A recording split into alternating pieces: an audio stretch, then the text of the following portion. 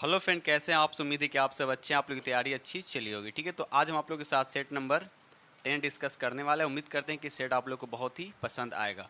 और आप लोग को पता होगा कि इस चैनल पे दो सेट आप लोग को डेली मिल रहे हैं, एक सुबह का 6 बजे, एक शाम का 7 बजे। ठीक है दोस्त, तो सुबह का आपको प्लेटफॉर्म का निरुक मनी का मिल रहा है, और शाम में डॉक्टर अजिंत कुमार सिंह के जो IAS हैं उनके द्वारा जो प्रैक्टिस सेट आया है वो आपको शाम को 7 बजे मिल रहा है। ठीक है दोस्त, तो इस चैनल पे डेली आपका दो सेट मिल रहा है।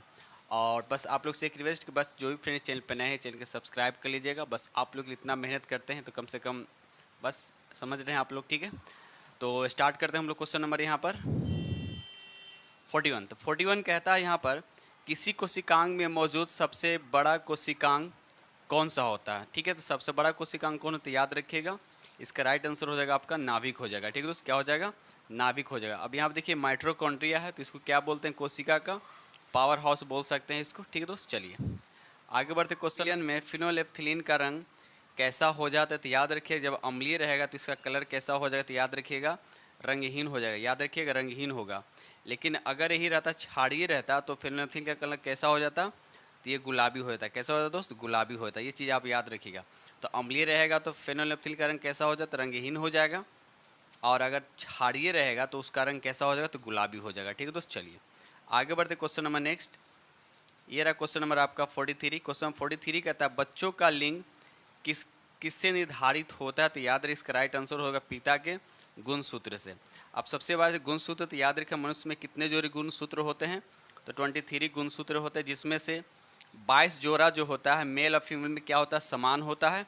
बाकी एक जोड़ा 23वीं जोड़ा जो बच गया, तो मेल में क्या होता है XY होता है, और फीमेल में क्या होता है XX होता है। ठीक दोस्त, तो इस तरह से मनुष्य में 23 जोड़े होते हैं। ठीक है, चलिए आगे बढ़ते। Question number next, question number यहाँ पे 44 का था, अवतल लेंस के मुख्य फोकस पर मिलती हुई प्रतीत होने वाली प्रकाश की किरण अपवर्तन के बाद कहाँ से निकलेगी, तो याद रखिए इसका राइट आंसर जो होगा मुख्य अक्ष के समानांतर होगा। ठीक है दोस्त, और साथ साथ ये भी याद रखिए अवतल लेंस द्वारा हमेशा क्या होता है, काल्पनिक प्रतिबिंब बनते हैं, और वस्तु से क्या होता है, छोटा बनता है, और हमेशा बनता है फोकस और ऑप्टिकल सेंटर के बीच में बनता है। ठीक है दोस्त, चलिए क्वेश्चन नंबर 45 का था, निमोनिया जो है किसके सूजन के कारण हो जाता है, तो याद रखिएगा ये लंग्स यानी फेफड़ा के सूजन के कारण क्या होता है दोस्त, निमोनिया रोग होता है। ठीक है, चलिए आगे बढ़ते। क्वेश्चन नंबर नेक्स्ट, ये रहा क्वेश्चन नंबर आपका 46 कहता है, सभी अम्ल धातुओं के साथ अभिक्रिया करके गैस उत्पन्न करते थे। देखिए जितने भी अम्ल होते हैं सभी अम्ल में एक चीज़ कॉमन होता है, और क्या होता है, वह हाइड्रोजन होता है। ठीक है, तो सभी अम्ल धातु के साथ अभिक्रिया करके कौन सा गैस उत्पन्न करते हैं, तो याद रखिए इसका राइट आंसर जो हो जाएगा आपका हाइड्रोजन होगा। और साथ साथ ये भी याद रखिएगा जितने भी एसिड होते हैं उसमें क्या कॉमन होता है, तो याद रखिएगा हाइड्रोजन क्या होता है, कॉमन होता है। ठीक है, चलिए आगे बढ़ते। Question number next, question number 47 कहता है, निम्नलिखित में से किस रक्त समूह को सार्वभौमिक दाता के रूप में जाना जाता है, यानी डोनर के रूप में किस ब्लड ग्रुप को जाना जाता है, तो याद रखिएगा ओ नेगेटिव। ठीक है दोस्त, उसी तरह से अगर हम AB की बात करें तो ये क्या सर्वग्राही, मतलब सभी ब्लड को क्या कर सकता है, ये ले सकता है। ठीक है दोस्त, चलिए आगे बढ़ते। क्वेश्चन है, किसी परमाणु के नाभिक में मौजूद प्रोटॉन और न्यूट्रॉन की कुल संख्या को क्या बोलते हैं, उसको द्रव्यमान संख्या बोलते हैं। द्रव्यमान संख्या क्या होता है, न्यूट्रॉन और प्रोटॉन की संख्या दोनों को जोड़कर क्या होता है, द्रव्यमान संख्या होता है।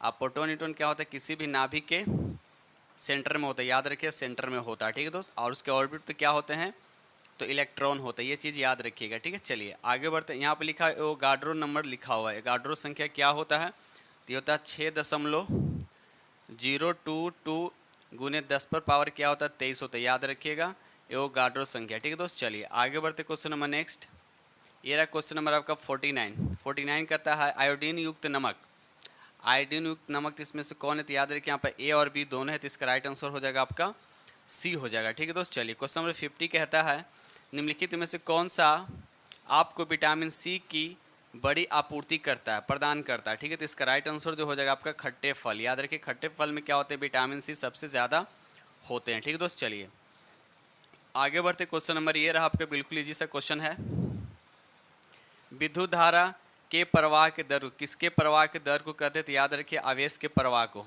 यानी करंट जो होता है Q/T होता है।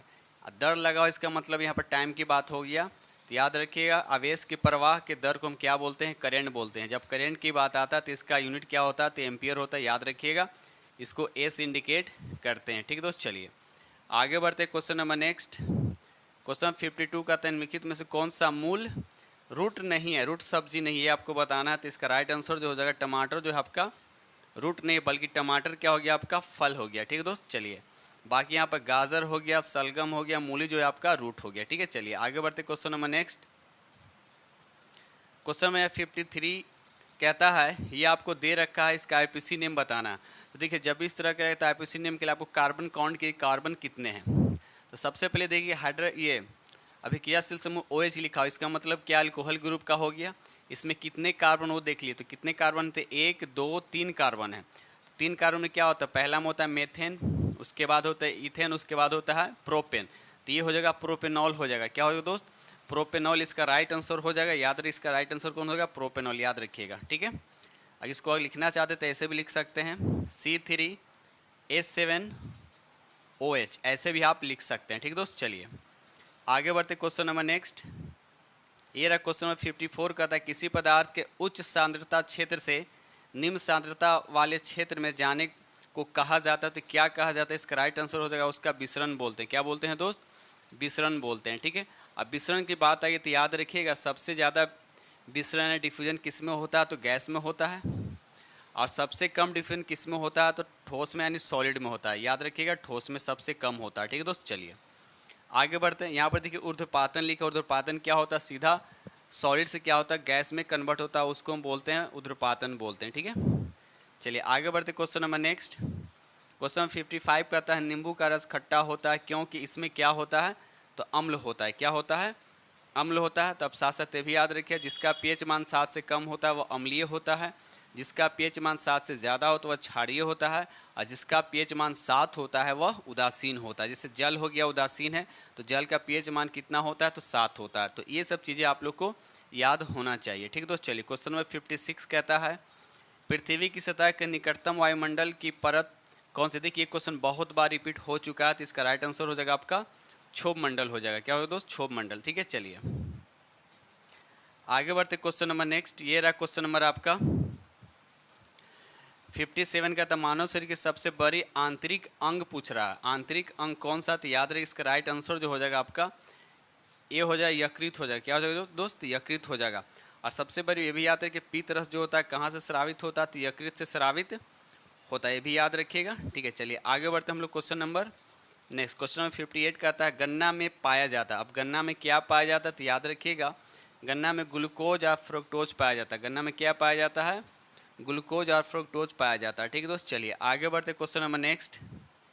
ये रहा क्वेश्चन नंबर आपका 59, बेरी बेरी किस वजह से उत्पन्न होता है, तो याद रखिएगा ये विटामिन बी की कमी से होता है। तो बी की कमी से याद रखिए, तो ऑप्शन यहाँ पर अब हो गया विटामिन B1 की कमी से क्या होता है आपका बेरी बेरी रोग होता है। तो ये चीज़ें याद होने चाहिए। चलिए आगे बढ़ते क्वेश्चन नंबर 60 कहता है, दंत चिकित्सक दांतों के आवर्धित प्रतिबिंब देखने के लिए किस प्रकार के दर्पणों का उपयोग करता है। तो याद रखिए इसका राइट आंसर जो हो जाएगा आपका अवतल दर्पण का प्रयोग करता है। ठीक है दोस्त, चलिए आगे बढ़ते क्वेश्चन नंबर नेक्स्ट।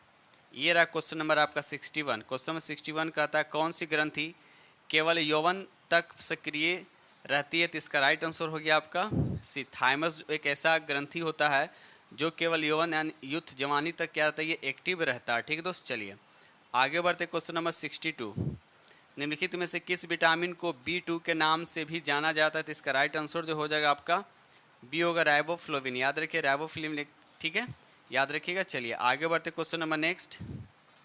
ये रहा क्वेश्चन नंबर आपका 63। क्वेश्चन नंबर यहाँ पर 63 का था, मूसा पारा DC आका का सामान्य प्रचलित नाम क्या, ये आपसे पूछा गया। तो याद रखिएगा इसका राइट आंसर केला का ये वैज्ञानिक नाम बोल सकते हैं। ठीक है दोस्त, चलिए आगे बढ़ते क्वेश्चन नंबर 64 कहता है, निम्नलिखित में कौन सा अंग मानव नेत्र की संरचना से संबंधित है। मानव नेत्र की संरचना से संबंधित है, तो इसका राइट आंसर हो जाएगा आपका परितारक। याद रखिए, अब परितारक का मतलब आइरिस क्या होता है, ये जब आंख में लाइट जाता है तो उसको एक कंट्रोलिंग का काम करता है। याद रखिए कंट्रोलिंग का काम करता है। ठीक है दोस्त, चलिए आगे बढ़ते क्वेश्चन नंबर नेक्स्ट।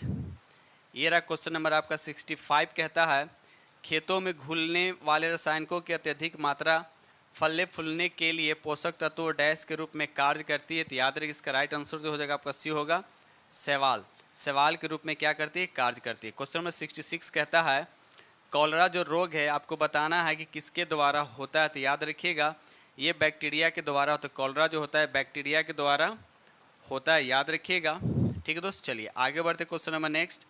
दोस्त वीडियो अच्छा लग रहा हो तो प्लीज़ लाइक कीजिएगा, और जो फ्रेंड इस चैनल पे नए हैं चैनल को सब्सक्राइब कर लीजिएगा, और साथ में बेल आइकन को प्रेस करना नहीं भूलिएगा। और साथ साथ ये भी बताना चाहते हैं कि इस चैनल पे 2 प्रैक्टिस सेट चल रहा है बिहार टीचर प्रैक्टिस के लिए। ठीक है दोस्त, एक सुबह 6 बजे और एक शाम को 7 बजे आप लोग को मिलेगा। ठीक है दोस्त, चलिए तो यहाँ पर हम लोग देखते हैं क्वेश्चन नंबर 67 कहता है पुरुष में प्राथमिक यौन अंग यानी सेक्स ऑर्गेन्स कौन सा होता है। तो याद रखिए इसका राइट आंसर जो हो जाएगा आपका बी हो जाएगा, वृषण। याद रखिएगा वृषण। ठीक है दोस्त, चलिए क्वेश्चन नंबर 68 कहता है वह शैवाल जिसका उपयोग अंतरिक्ष यात्री भोजन के रूप में करते हैं वो कौन होता है। तो याद रखिए इसका राइट आंसर जो हो जाएगा आपका ए हो जाएगा, क्लोरेला। याद रखिए क्लोरेला। तो क्लोरेला क्या है, एक तरह का शैवाल है। ठीक है दोस्त, चलिए आगे बढ़ते क्वेश्चन नंबर नेक्स्ट। ये रहा आपका क्वेश्चन नंबर 69 कहता है ब्रेड बनाने में किसका उपयोग किया जाता है। देखिए ये क्वेश्चन जो आया था अभी बिहार सीजीएल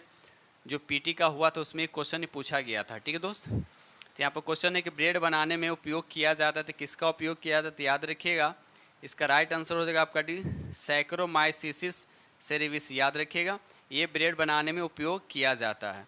क्वेश्चन नंबर 70 कहता है जल के पोषक समृद्धि द्वारा झील का प्राकृतिक काल प्रभावन यानी एजिंग दर्शाने की क्रिया को क्या कहते हैं। तो इसका राइट आंसर जो हो जाएगा आपका सुपोषण हो जाएगा। क्या होगा दोस्त, सुपोषण उसको कहते हैं। ठीक है, चलिए आगे बढ़ते क्वेश्चन नंबर नेक्स्ट।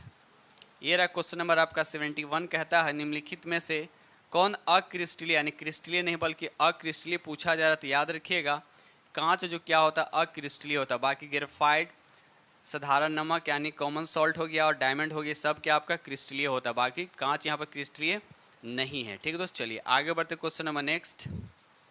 चलिए क्वेश्चन नंबर 72 कहता है कणों के बीच आकर्षण बलों के बढ़ते क्रम में निम्नलिखित पदार्थों का व्यवस्थित करें। ठीक है, तो याद रखिए इसका राइट आंसर जो हो जाएगा आपका डी होगा, हाइड्रोजन, उसके बाद दूध, उसके बाद क्या हो जाएगा शर्करा। ठीक है दोस्त, चलिए आगे बढ़ते क्वेश्चन नंबर नेक्स्ट।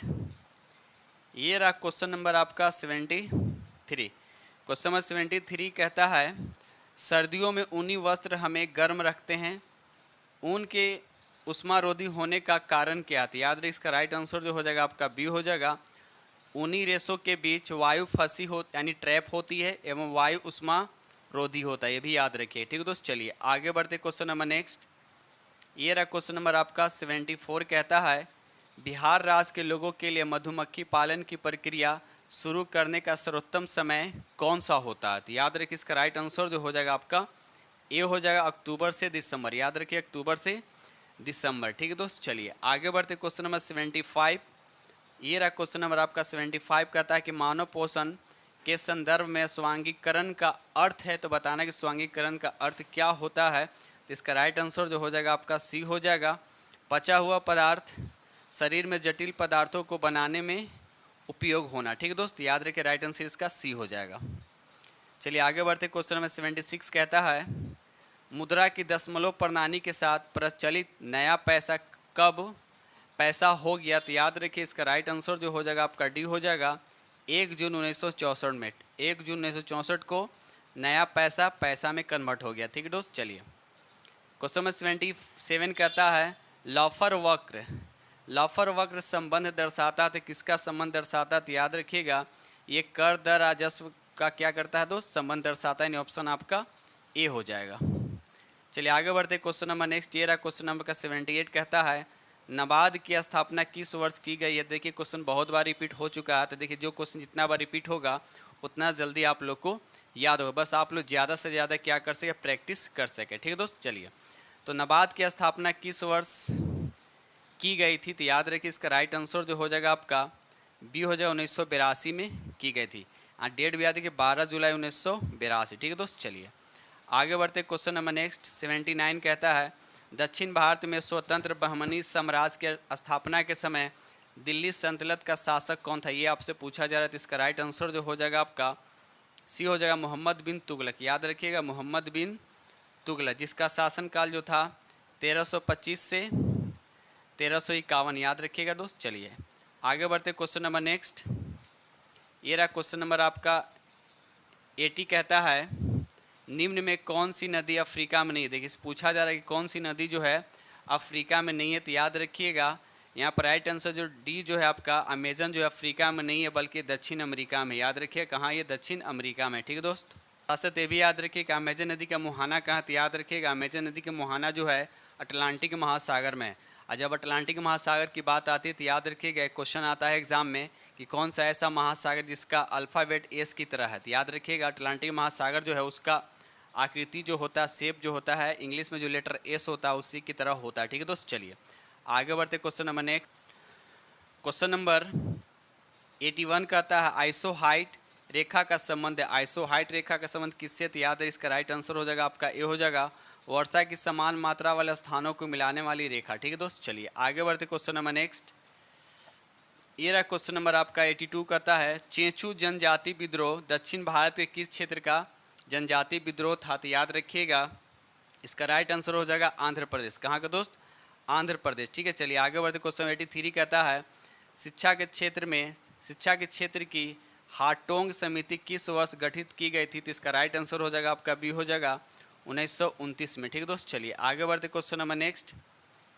ये रहा क्वेश्चन नंबर आपका 84 कहता है सांता आना निम्न में से किस देश का स्थानीय पवन है? तो इसका राइट आंसर हो जाएगा आपका बी हो जाएगा यानी संयुक्त राज्य अमेरिका। याद रखिएगा संयुक्त राज्य अमेरिका। क्या पूछा है? सांता आना किस देश का स्थानीय पवन का नाम है? तो याद रखिए यूएस यानी संयुक्त राज्य अमेरिका का। ठीक दोस्त, क्वेश्चन नंबर 85 कहता है पटना कलम एक है, तो क्या आपको बताना है पटना कलम क्या है?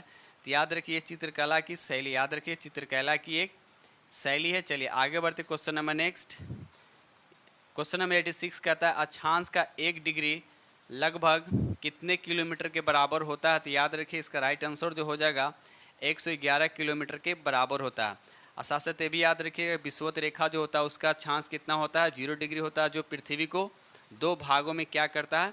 बांट देता है। ठीक है दोस्त, चलिए आगे बढ़ते क्वेश्चन नंबर नेक्स्ट। और साथ साथ ये भी याद रखिएगा पूछा जाएगा कि कितने अक्षांश रेखा है? तो किसी बुक में 179 लिखता है और किसी बुक में 181 लिखता है। तो आप लोग कन्फर्म बताएं कि सही में दोनों होगा या दोनों में से कोई एक होगा। ठीक है दोस्त, चलिए आगे बढ़ते question number next. Question number यहाँ 87 कहता है 1922 में गांधी जी द्वारा असहयोग आंदोलन को वापस लेने का मुख्य कारण क्या था?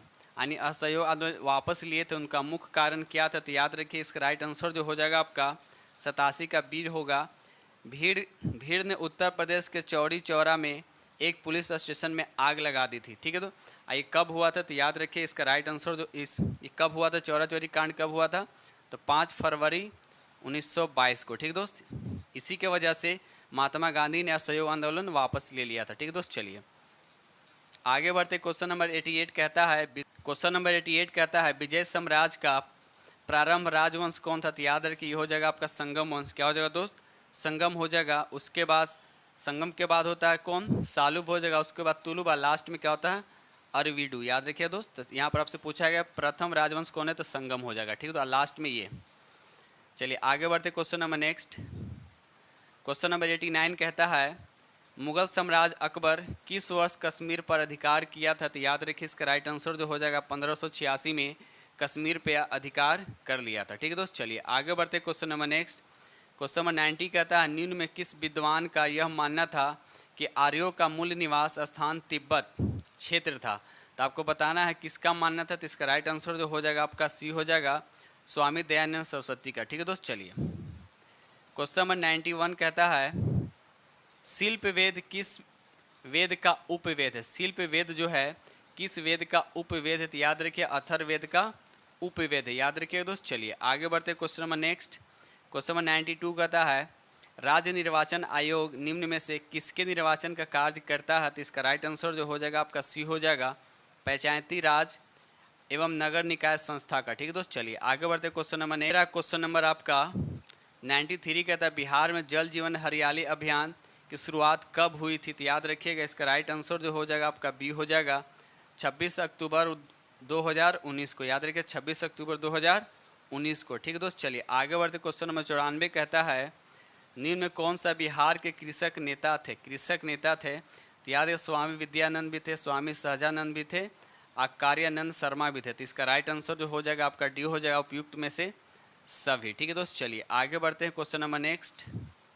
क्वेश्चन नंबर यहाँ पर 95 कहता है, किसने चंपारण के किसानों के दुर्दशा को लेखन द्वारा दुखी या दुखी आत्म एवं दुखी हृदय जैसे उपनामों के माध्यम से उजागर किया था? तो इसका राइट आंसर हो जाएगा आपका ए हो जाएगा पीर मोहम्मद मुनिस। याद रखिए पीर मोहम्मद मुनिस। ठीक है दोस्त, चलिए आगे बढ़ते हैं क्वेश्चन नंबर नेक्स्ट।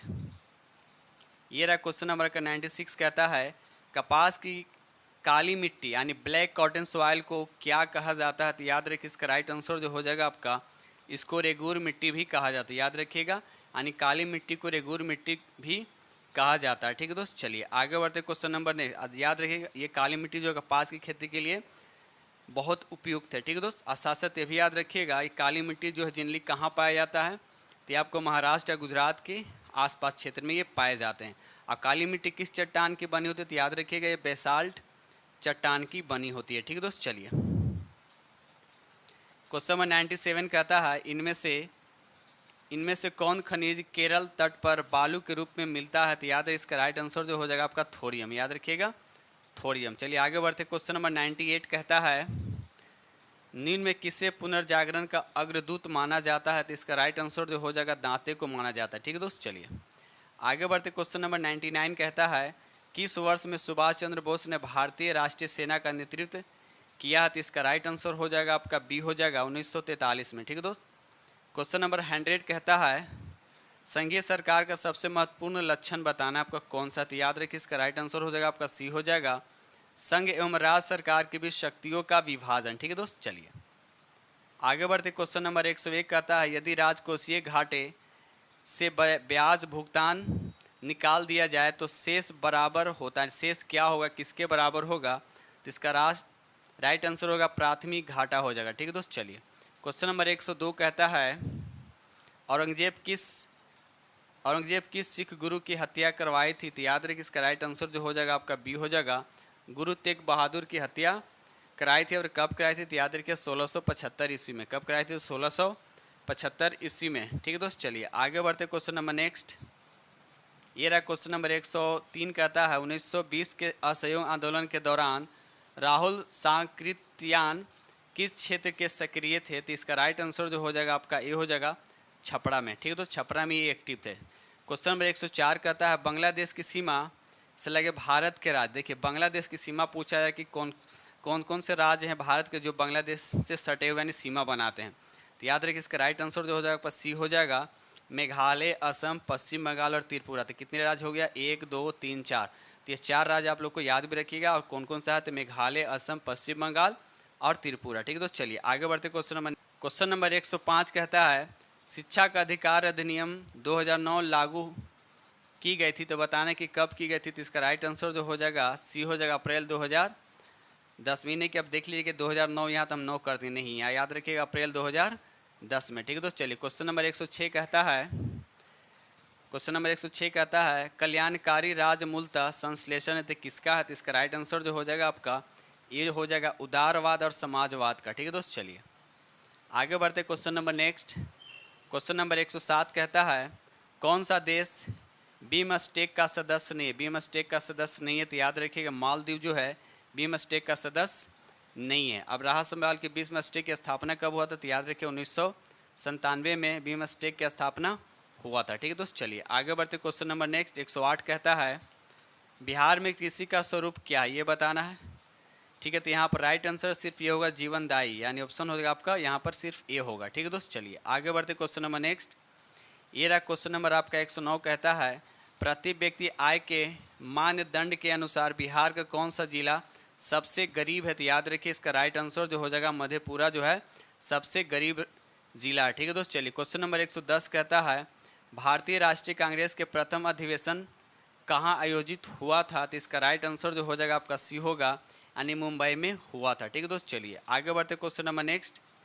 ये रहा क्वेश्चन नंबर 111 कहता है, 1938 में भारतीय राष्ट्रीय कांग्रेस के अध्यक्ष निर्वाचित हुए थे। तो कौन निर्वाचित हुए थे? तो इसका राइट आंसर हो जाएगा सुभाष चंद्र बोस। ठीक दोस्त, अगर वीडियो अच्छा लगा तो प्लीज़ लाइक कीजिएगा और जो फ्रेंड चैनल पर नए चैनल को सब्सक्राइब कर लीजिएगा और साथ में बेल आइकन को प्रेस करना नहीं भूलेगा। और एक बात और बताना चाहते हैं कि इस चैनल पे 2 सेट चल रहा है। एक सेट आपको डेली सुबह 6 बजे जो प्लेटफॉर्म का है आपको डेली मिल रहा है, और एक सेट आपको शाम 7 बजे रंजीत कुमार सिंह जो IAS है उनके द्वारा जो प्रकाशित बुक जो आया टीचर के लिए, वो आपको शाम को 7 बजे मिलेगा। ठीक है दोस्तों, डेली आपको 2 सेट इस चैनल पे अवेलेबल है। ठीक है दोस्तों, चलिए आगे बढ़ते हैं क्वेश्चन नंबर नेक्स्ट। चलिए क्वेश्चन नंबर यहाँ पे 112 कहता है निम्नांकित में कौन सुमेलित है। आपको बताना है कौन सुमेलित है। तो पशु मेला सोनपुर में भी सही है, सौराष्ट्र मेला मधुबनी में लगता है भी सही है, विवाह पंचमी मेला सीतामढ़ी में भी सही है। मतलब उपयुक्त में से सभी, इसका राइट आंसर क्या हो जाएगा, तो डी हो जाएगा। ठीक है दोस्तों, चलिए आगे बढ़ते क्वेश्चन नंबर 113 कहता है कि जनवरी 2023 में रेलवे बोर्ड के नए अध्यक्ष और CEO कौन बने। तो याद रखिए इसका राइट आंसर जो हो जाएगा आपका सी होगा, अनिल कुमार लाहौटी। याद रखिए अनिल कुमार लाहौटी। ठीक है दोस्त, चलिए आगे बढ़ते क्वेश्चन नंबर 114 कहता है 74वें गणतंत्र दिवस परेड में किस राज्य की झांसी को प्रथम पुरस्कार मिला है। तो याद रखिए इसका राइट आंसर जो हो जाएगा आपका उत्तराखंड। याद रखिए दोस्त, उत्तराखंड के। ठीक है दोस्त, चलिए आगे बढ़ते क्वेश्चन नंबर नेक्स्ट। ये रहा क्वेश्चन नंबर 115 कहता है भारतीय सेना ने जनवरी 2023 में अभ्यास त्रिशाकड़ी प्रहार संयुक्त प्रशिक्षण का आयोजन कहाँ किया है। तो याद रखिए इसका राइट आंसर जो हो जाएगा आपका उत्तरी बंगाल में। याद रखिएगा उत्तरी बंगाल में। ठीक है दोस्त, चलिए आगे बढ़ते क्वेश्चन नंबर 116 कहता है 2023 के विधानसभा चुनाव के लिए कर्नाटक में स्थापित मतदान केंद्र की कुल संख्या कितनी थी। तो इसका राइट आंसर जो हो जाएगा आपका डी होगा 58,282। ठीक है दोस्त, चलिए आगे बढ़ते क्वेश्चन नंबर नेक्स्ट। ये रहा क्वेश्चन नंबर आपका 117 कहता है विश्व महिला मुक्केबाजी चैंपियनशिप 2023 में 75 किलोग्राम वर्ग में किसने स्वर्ण पदक जीता। तो याद रखिए इसका राइट आंसर हो जाएगा आपका, ये हो जाएगा लॉलिना बोरगोहेन। याद रखिएगा लॉलिना बोरगोहेन। ठीक दोस्त, चलिए आगे बढ़ते क्वेश्चन नंबर 118 कहता है विश्व पशु चिकित्सा दिवस 2023 में कब मनाया गया। तो याद रखिए इसका राइट आंसर जो हो जाएगा 29 अप्रैल को मनाया गया। ठीक है दोस्त, चलिए आगे बढ़ते क्वेश्चन नंबर नेक्स्ट।